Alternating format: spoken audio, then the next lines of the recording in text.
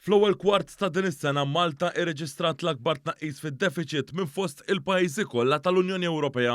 Dan ħareġ minn ċifri tal-Uffiċċju tal-Istatistika tal-Unjoni Ewropea, il-Eurostat. Dawn iċ-ċifri jindikaw li fl-ewwel 3 xhur ta' din is-sena waqt li l-medja tad-deficit madwar l-Unjoni Ewropea kienet ta' 4.2% tal-ġid nazzjonali, dak f'Malta kien ta' 5.7%. Dan u indikazzjoni tas-saħħa tal-pakkett ta' għajnuniet li wettaq il-Gvern biex jilqa' għall-impatt ekonomiku taż-żieda fil-prezzijiet internazzjonali. Minkejja dan id-deficit osservat fl-ewwel 3 xhur ta' din is-sena kien ta' 3.8% inqas meta mqabbel mal-istess kwart is-sena l-oħra. B'dan ifisser li d-deficit kien kważi in-nofs ta' dak irreġistrat is-sena li għaddiet. Sa dan it-tant, fi statistika oħra tal-Eurostat ħareġ kif l-istess kwart pajjiżna reġa' kellu tnaqqis fil-pis tad-dejn nazzjonali meta mqabbel mal-istess perjodu sena qabel. Dan hekk kif id-dejn nazzjonali fi żmien sena naqas għal 53.6% minn 56%, differenza ta' 2.4%.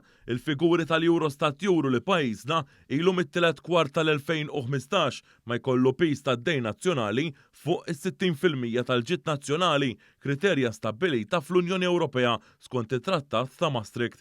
Hawnhekk Malta għandha issa l-inqas rata fiż-żona euro. Meta mqabbel mal-ewwel kwart tal-2013, jiġifieri qabel il-bidla fil-Gvern, dan il-pis kien ilaħħaq kważi 70% tal-ġid nazzjonali.